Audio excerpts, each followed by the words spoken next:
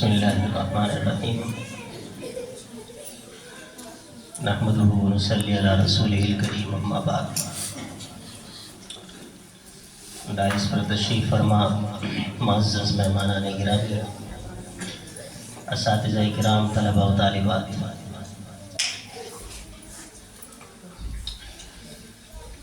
سب سے پہلے تو مبارکباد پیش کی جاتی ہے ان اساتذہ کو جنہوں نے اتنی اچھی انجمن سجائی، اتنا اچھا مدرسہ ترتیب دیا، تنظیم دیا، منظم کیا، مربوط کیا۔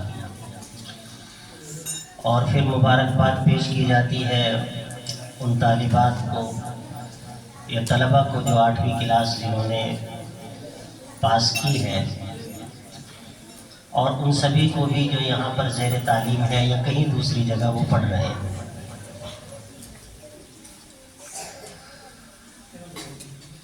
پیارے بچوں اور بچیوں، سچ یہ ہے کہ تعلیم کے بغیر کسی بھی زمانے میں کچھ ہوتا نہیں ہے۔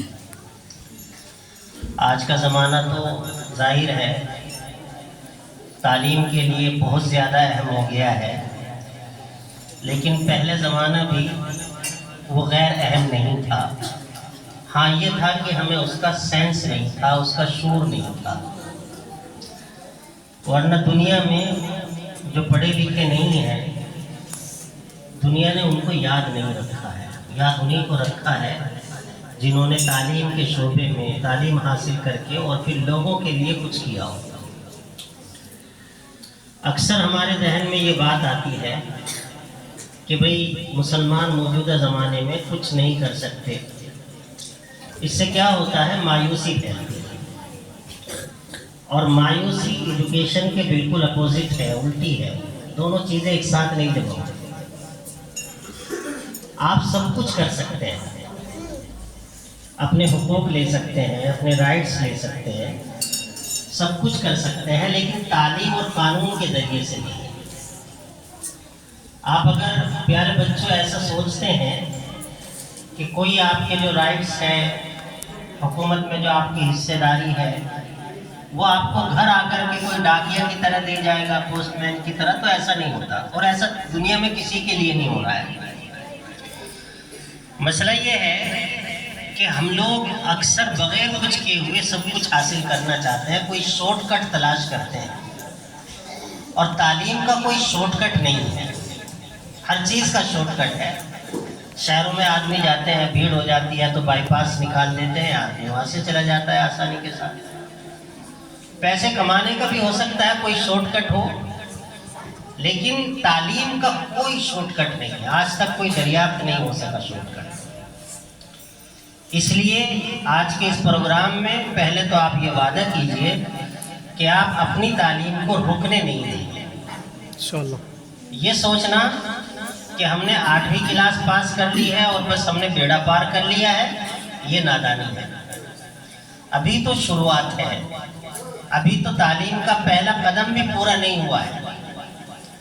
یہ تو یہ ہے کہ چونکہ آپ کے جو مدرسہ ہے اس کی بلڈنگ جتنی اجازت دیتی تھی، یہ وسائل جو حالات ہیں وہ اجازت دیتے تھے، تو اتنا کیا گیا ہے۔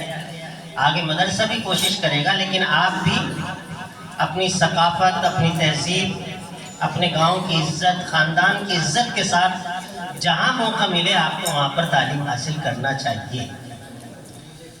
آپ اس بات کو سمجھ لیجئے کہ اسلام کا نقطہ نظر تعلیم میں کیا ہے کہ غزوہ ہوا ہے بدر، اور وہ رمضان میں ہی ہوا ہے، 17 رمضان کو ہوا ہے۔ تو اللہ کے نبی صلی اللہ علیہ وسلم کو، اسلام کو، مسلمانوں کو مٹانے کے لیے کوشش کی گئی تھی مکہ کے لوگوں نے، تو وہاں پر اللہ تعالیٰ نے مسلمانوں کو فتح دی۔ تو بعد میں ایک چیز کہلاتی ہے کہ بھائی فدیہ دے دو اور چلے جاؤ جو پکڑے گئے۔ لیکن آپ نے یہ فرمایا کہ تم میں سے جو پڑھے لکھے لوگ ہیں وہ ہمارے بچوں کو پہلے لکھنا سکھا دے، تعلیم سکھا دے، ان سے ہم پیسہ نہیں لیں گے۔ آج کے زمانے کی کرنسی کو اگر دیکھیں، ویلیو دیکھیں کرنسی کی، تو لاکھوں روپے آپ صلی اللہ علیہ وسلم نے ایک بچے پر خرچ کروائے اس وقت۔ اور کہاں پر کروائے؟ مسجد نبوی میں بیٹھ کر کے آپ صلی اللہ علیہ وسلم نے پڑھوایا۔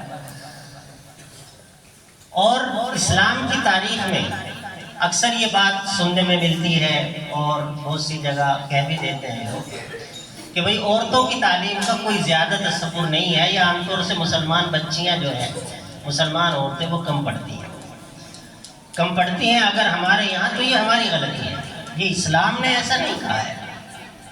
حضرت عائشہ صدیقہ رضی اللہ تعالیٰ عنہ سے زیادہ کوئی عالم نہیں پیدا ہو سکا اسلام کی تاریخ میں، نہ صحابہ کرام میں کوئی تھے، اور نہ آج تک جتنے بڑے بڑے حضرت استاد جو جتنے بھی ہیں سب لوگ، ان سے بڑا کوئی نہیں ہوا حضرت عائشہ صدیقہ رضی اللہ تعالیٰ عنہ سے زیادہ۔ اور بی بی سی کی رپورٹ ہے، دنیا کی بہت بڑی یہ ٹیلی کاسٹ ہوتی ہے ریڈیو وغیرہ پر، کہ حضرت خدیجۃ الکبریٰ رضی اللہ تعالیٰ عنہ سے زیادہ انٹلیکچوئل، جہاں ساری چیزیں آتی ہیں، مدد کرنا بھی، اپنے پیسے صحیح جگہ خرچ کرنا بھی، ان سے زیادہ کوئی نہیں ہوا ہے حضرت خدیجۃ الکبریٰ رضی اللہ تعالیٰ عنہ سے۔ پیارے بچوں اور بچیوں، بنیادی طور پر یہ بات سمجھ لیجئے کہ آپ کو علم کو حاصل کرنا ہے اور اخیر تک کرنا ہے، جہاں تک اللہ تعالیٰ آپ کو موقع دے دے وہ حاصل کرنا ہے، اور اس لیے حاصل کرنا ہے تاکہ آپ دوسروں کو پڑھا سکیں۔ آپ یہاں پر ہیں، یہاں آپ دوسری جگہ جائیں، دوسری جگہ جہاں جائیں وہاں پر علم کی ایک شمع لے کر کے جائیے اور لوگوں کو سمجھائیے، اس کا ذکر کیجیے۔ ہماری جو اصل المیہ ہے ہمارا، اور سادہ لفظوں میں کہیے ہماری بدقسمتی ہے کہ ہمارے گھروں میں تعلیم اور ایجوکیشن کے چرچے نہیں ہوتے ہیں۔ بیٹھ کر کے ہم، یہ تو تذکرہ ہوتا ہے کس کو شادی میں کیا ملا ہے، کس نے کیا خرچ کیا ہے، فلاں کے گھر میں کیا بنا ہے، فلاں کی زمینداری کتنی ہے، لیکن کس کا بچہ کتنا پڑھا ہوا ہے اور کم پڑھا ہوا ہے تو کیوں پڑھا ہوا ہے، یا کس اسکول میں اچھی تعلیم ہو رہی ہے، کس مدرسے میں اچھی تعلیم ہو رہی ہے، عام طور سے اس کا چرچا نہیں ہوتا ہے۔ اس وجہ سے ہم صحیح طور پر جس تعلیم کی اہمیت ہمارے دل و دماغ میں ہونی چاہیے وہ نہیں ہو رہی۔ آپ اس سے اندازہ لگا لو، جو بچے بڑے سے ہیں وہ شاید سمجھ جائیں کہ امریکہ دنیا کا اس وقت سپر پاور بنا ہوا ہے۔ امریکہ ملک تو آپ نے سنا ہوگا، وہاں کا ایک پریزیڈنٹ گزرے ہیں جیفرسن نام سے، یہ 19ویں صدی میں رہے، اور وہ 2 بار رہے، جیسے ہمارے یہاں مودی جی 2 بار ہو رہے ہیں، 2 بار ہو چکے، وہ 2 بار رہے، اور انہوں نے ایک یونیورسٹی بھی بنائی تھی۔ مرنے کے بعد عیسائی لوگوں کو بھی دفنایا جاتا ہے، جیسے مسلمان دفناتے ہیں مٹی میں، عیسائی بھی دفناتے ہیں۔ تو جیفرسن نے پریزیڈنٹ آف امریکہ ہوتے ہوئے بھی یہ وصیت کی کہ میرے مرنے کے بعد میری قبر پر جو کتبہ لکھے، یعنی جو نام وغیرہ جس پر لکھتے ہیں، اس پر پریزیڈنٹ آف امریکہ مت لکھنا، فاؤنڈر آف دی یونیورسٹی لکھنا۔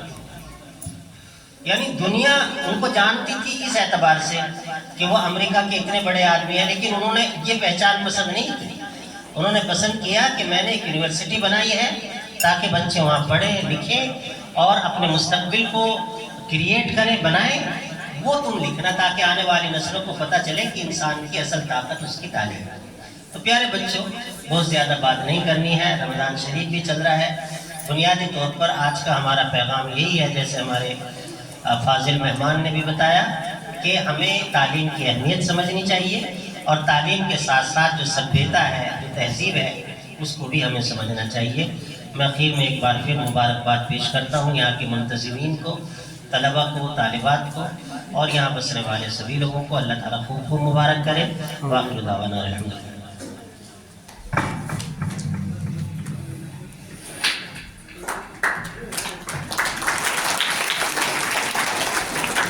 بہت ممنون و مشکور ہیں استاد محترم کے کہ وہ اپنا سفر طے کر کے ہمارے جامعہ میں تشریف لائے، اور امید دلاتے ہیں کہ ہمارا یہ جو تعلیمی سلسلہ ہے، تعلیمی سفر ہے، انشاءاللہ جاری اور ساری رہے گا۔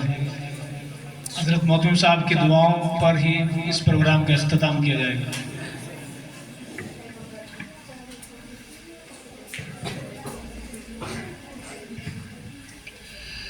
اللهم صل على محمد وعلى ال محمد كما صليت على ابراهيم وعلى